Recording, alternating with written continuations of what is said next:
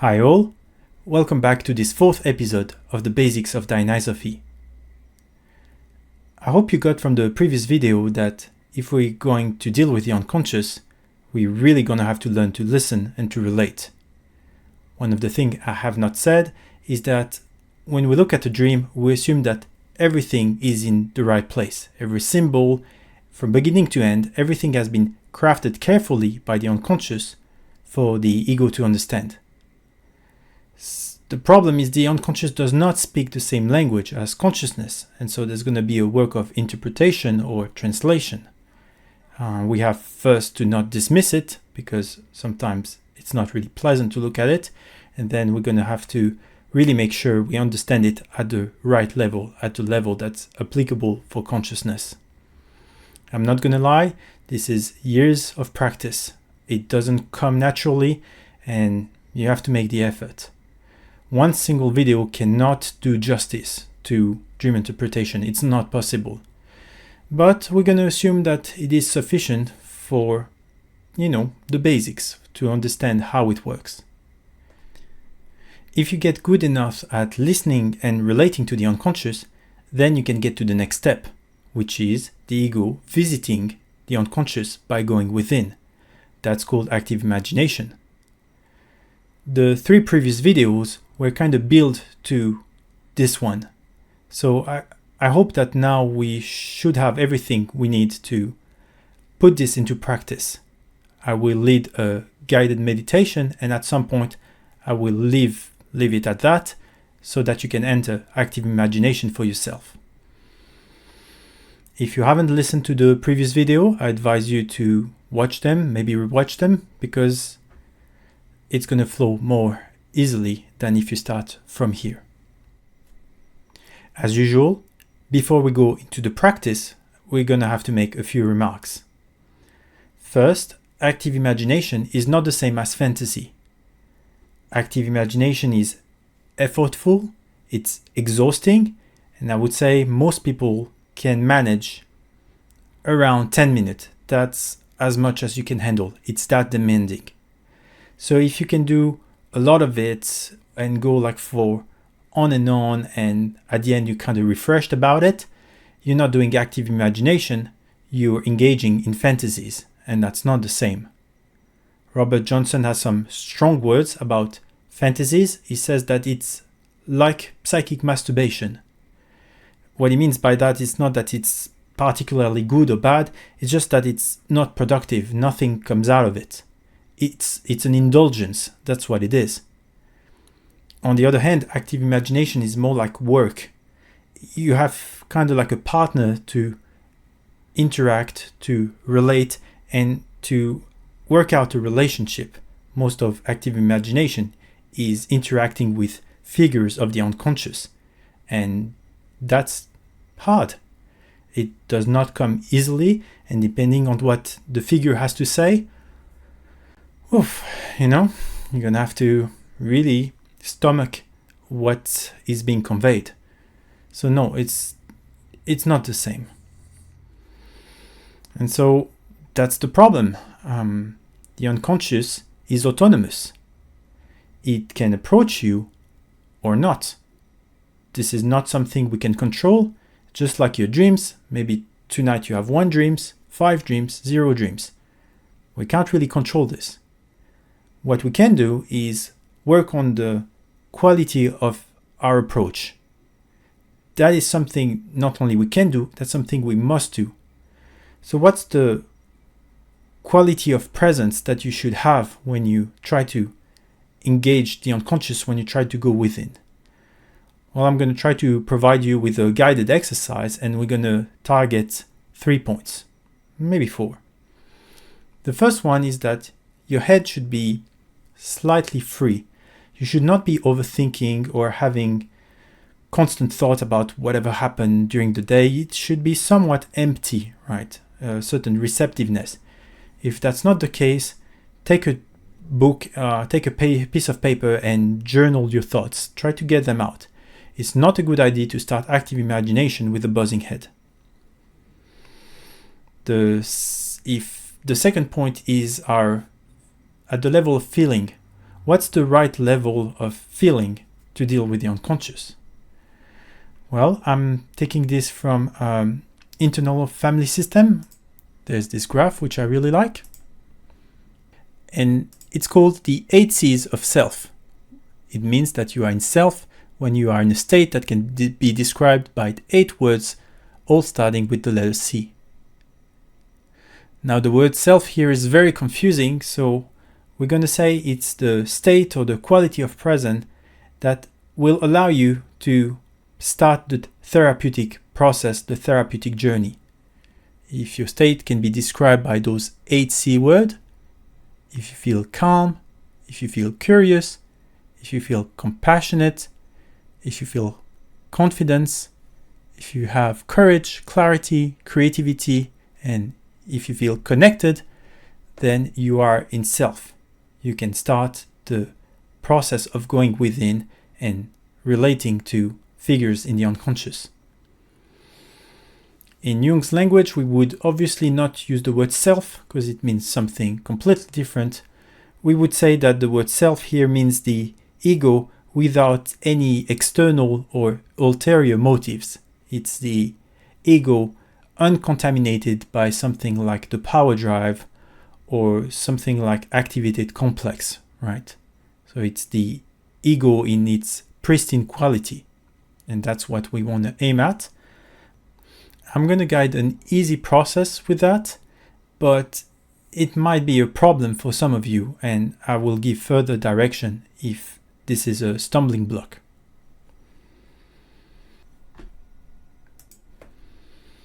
Once our head is relatively free and our state of presence can be approximated by those 8 C words, we're going to go down a staircase.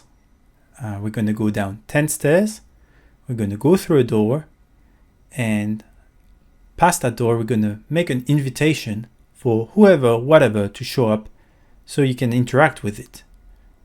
That's the goal. That's what I'm going to lead.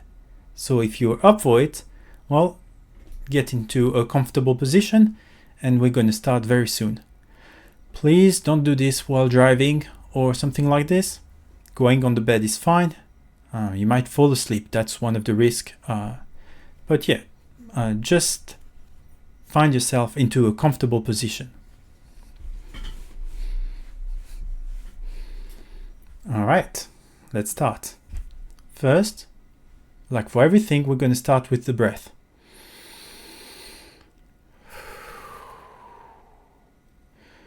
Usually the breath is quite fast, and so we're going to try to work on taking slower breath and deeper breath. Longer inhale and slower exhale. We're trying to calm ourselves down. It always starts with the breath.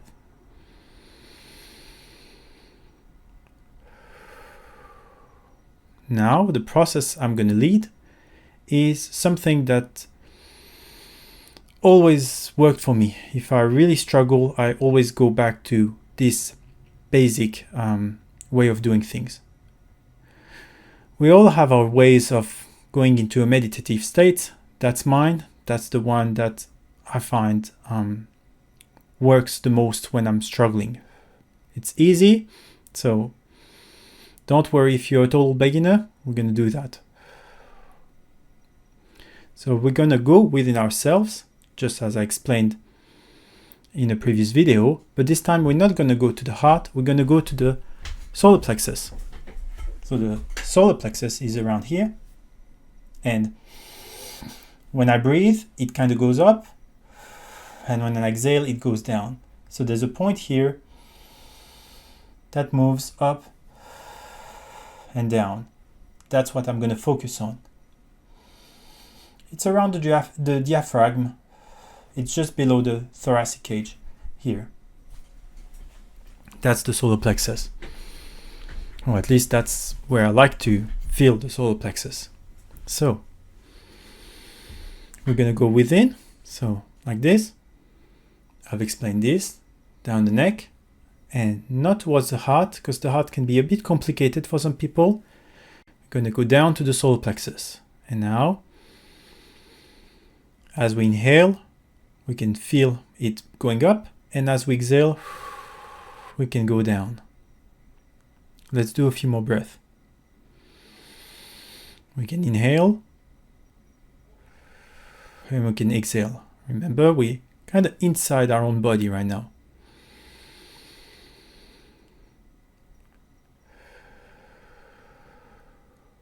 One last deep breath.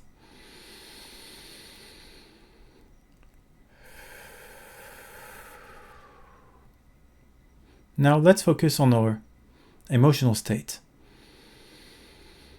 Are you feeling calm right now?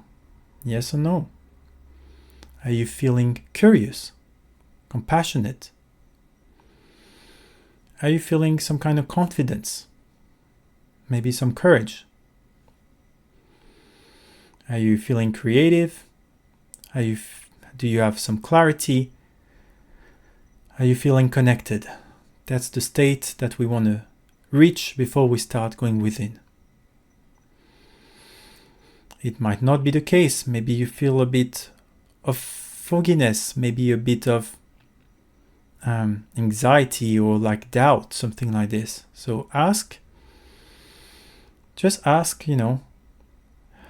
this.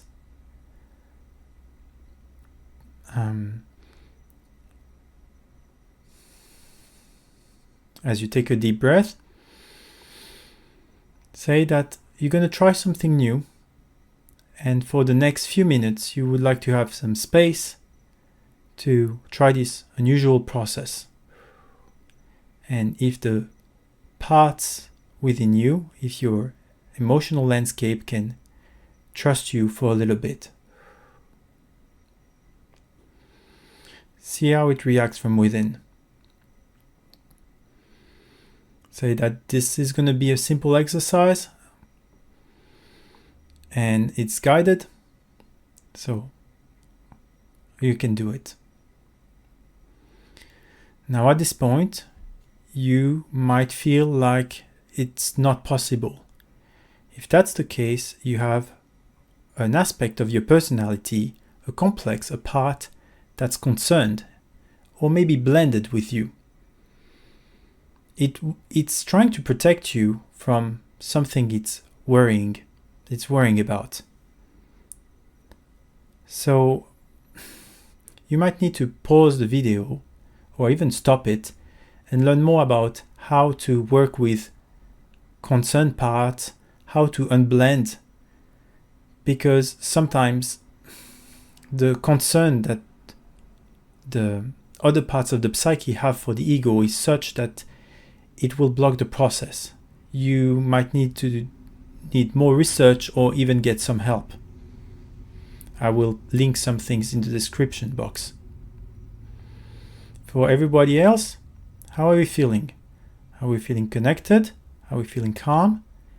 Can we go to the next step? If that's the case, imagine yourself with your foot on the ground and kind of look around. As you look around, you get used to it. Try to see if you can see a staircase. It's a staircase going downwards. As you look at it, we're going to try to go down one step at a time with one breath for each steps. Inhale, exhale. I've gone down the first step. Second breath, second step. We continue. Third breath, we go down the third step.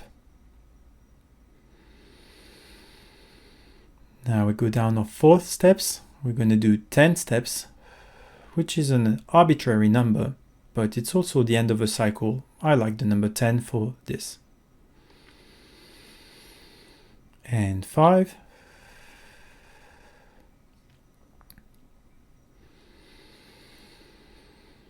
Six.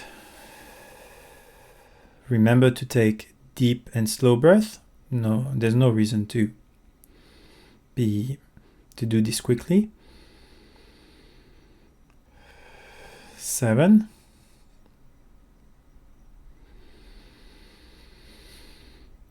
And 8. 2 more steps.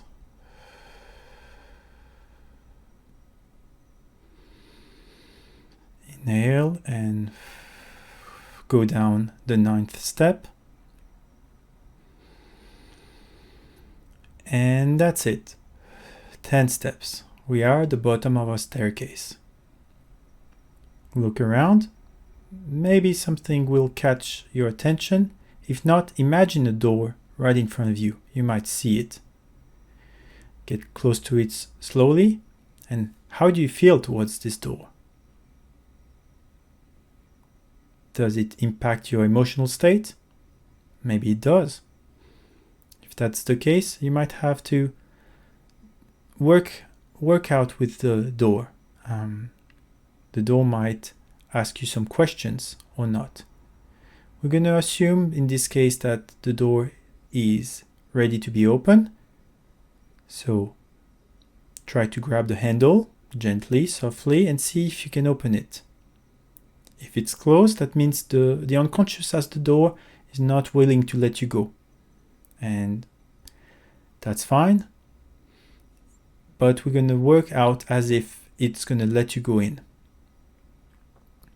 If it's not willing to let you go, you're going to have to talk to the door and see what it's saying. Maybe it doesn't want you to do that. Maybe it's too early. That's fine. If it's willing to let you in, open the door and go through it. Very well. Now, we are in a space that might not look like much. So what I like to do is to fashion it in a way that makes me feel good, make me feel safe. You might want to fashion it as a beach or as a forest. I like my hills and mountains. That's what I like, with a gentle breeze. So I'll give you a few seconds to fashion it in a way that makes you feel good.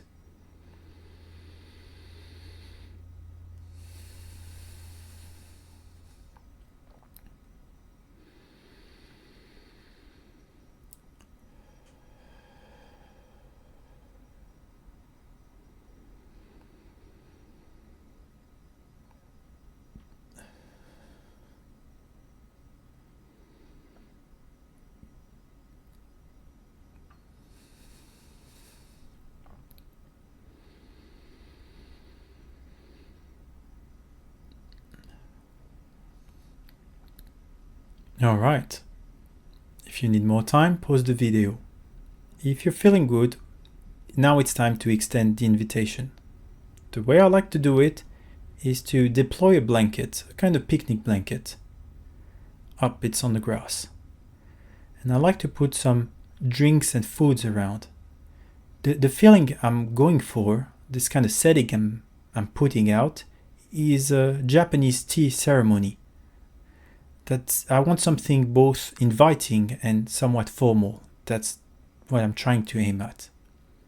Once I'm happy with how I've set this up, you can now extend the invitation. You can say you can intend it, or you can say it aloud, that you're welcome, like whoever or whatever wants to show up and interact with you is welcome. Say that you're going to listen to them, mostly listen. This first active imagination, please focus on listening. Talking as asking questions is fine, but learn to be with it, learn to listen, okay? So, extend that invitation. Whoever, whatever is welcome to come. I'm going to listen to you. I want to know what you have to say.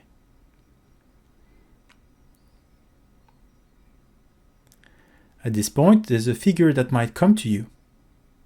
And how is it making you feel? Are you still feeling calm, connected, and all that good stuff? If that's not the case, please work on your emotional state. The quality of presence will determine the outcome of the discussion. If you are anxious, fearful, or impatient, or too curious, it's not going to go well. Try to stay at that level of, openness and curiosity and wanting, open to experience, as the 8C describe. Well, at this point, I'm letting you go, and I will be quiet for the next few minutes until I'll tell you to come out of it. So for the next few minutes, you are on your own. Talk a little bit, ask questions, and mostly listen. Talk to you soon.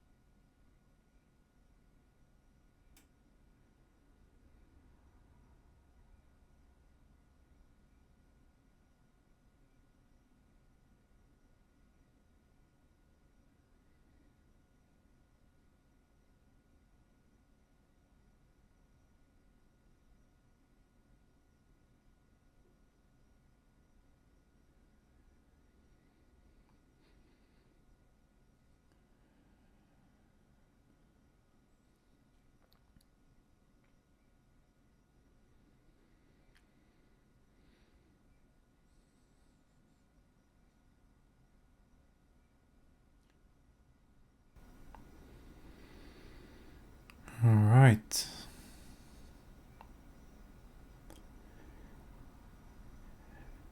We all have our different rhythm. So If you need more time, just pause the video and keep going. For everybody else, it's time to say goodbye to the figure that has contacted you, talked to you. Just say a few, thanks. Tell it that you've enjoyed talking to it. And maybe you can say that you'll be back if you feel like it. You can make this into a recurring habit or not.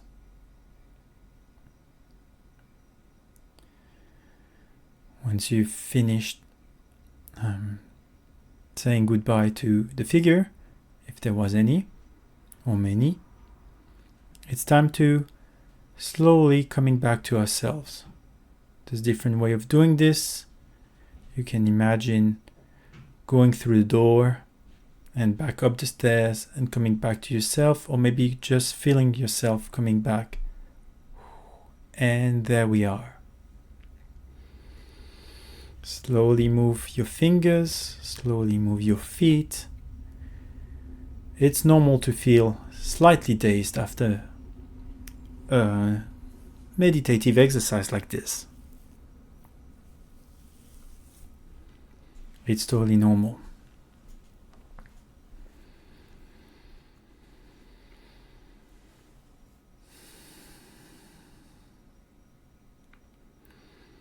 As we slowly come back to ourselves, it's time to recover. It's time to make sense of that experience. Well, if it was fairly intense, or if you feel like you need to revisit it, I suggest opening a page of a journal and writing it down so you can kind of go back to it again and reflect on it. I like to do that, so that's my first advice.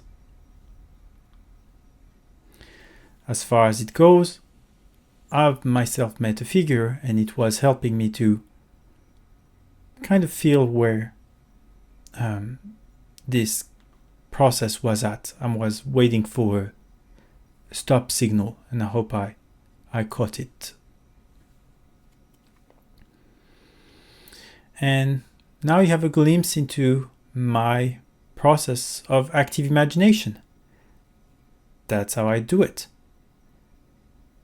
Either in the morning or at night, I kind of go to my heart and feel if I'm cold within.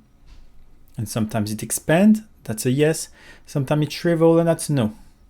If it has expanded, then I work on my emotional state. And once it's good enough, then I sink within and do a variation. Sometimes I do the stairs, sometimes it goes a bit faster, and I'm led down into the unconscious, and unpredictable things happen. You cannot predict what's going to happen. That's my practice as of now, but that's not how I learned active imagination. The way I learned it is thanks to the framework, the therapeutic framework's internal family system, or IFS. It was created by Richard Schwartz, and I highly and strongly recommend it. It gives you a way to deal with parts, how to interact with them, how to show gratitude, how to learn to build trust, all kind of steps up to leading to what's called the unburdening of the exile. So we carry strong emotions in us and they're kind of stuck in limbo, and there's a way to revisit them, to help them being unburdened, to lift off the burden. And once that's done, the psyche, or an aspect of the psyche, can change task, can change role, can work differently. It's a beautiful thing, and honestly, there's no need to reinvent the wheel. There's nothing really straightforward or that you would be able to figure out by yourself. So I would suggest that you learn that model, and it will help you to work with complex, or in that framework, work with part of yourself. So go into resources, find someone whose style you like, maybe the voice or maybe the writing style, and learn about it. There's some really neat stuff. And once you know how to unburden exiles, maybe 2 or 3, once you have a good handle on that, then I'd say you're ready for active imagination. IFS provides you a handrail. Active imagination provides you none. You just fall down within, end up somewhere, deal with something, and you are on your own. This leads to my last point. Active imagination is not a game. Even when everything goes well, you're gonna have very tricky situation to handle. And if you're not lucky, you're gonna make mistakes, and some of those mistakes will get you in real trouble. So please try to work with the net. If something goes wrong, find someone that can help you. Find someone that you can, maybe a qualified IFS therapist or someone who knows how to deal with that, and get some help. Please take this warning seriously. I'm talking mostly to men. We're not very good at getting help. I myself have gone to a therapist, and she helped me into situation I couldn't deal with myself. Right? I was stuck, and she figured out a way through. And sometimes I need someone else to help me because I feel like I can't do it alone. Just being with someone else kind of gives you a trust or a support, and you can access deeper problems that you wouldn't do by yourself, right? So there's no shame into asking for help because, we're going to deal with the psyche. So if something goes wrong, you're going to have to live with that. And that's not really enjoyable. So that's about all I wanted to say on active imagination. I hope you got a good experience. I hope you had a feel of how the unconscious can respond. Because, outside of dreams, active imagination is the practice that you need to develop. Because, all those complex parts, all those shadow aspects, anima and animus, where do you think they exist? Do you think they exist out there? Well, sure, you can experience them by projection and transference. But at some point, if you're going to have an integrative practice, you're going to have to meet them within. That's where they hide. That's where they exist. So you're going to have to develop a tool, a way of going within and interacting with that. And IFS is the perfect way to learn active imagination, but I'm not qualified to teach IFS.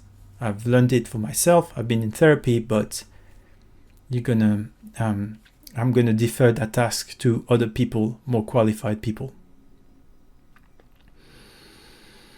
So that's where it's at. Active imagination is about go within and explore all the multitudes that you are. That's the layer of the psyche that's called the personal unconscious. That's the stuff that belongs to you and that you need to know well. And also with active imagination, you can build relationships with, let's say, other figures that aren't you. And those impersonal figures, they belong to the layer of the psyche that Jung has termed the collective unconscious. So that's a distinction. There's some stuff you can work with because they're yours, and the stuff you can't really work with the same way. You have to establish positive relationship or sometimes show boundaries, and those would be aspects of the collective unconscious. All right. Well, I appreciate the time you spent on this episode and on the 4 previous one. I hope that it was worth it. And please follow me for the last video. I'm going to review and give some closing words on Dionysophy. I hope to see you then.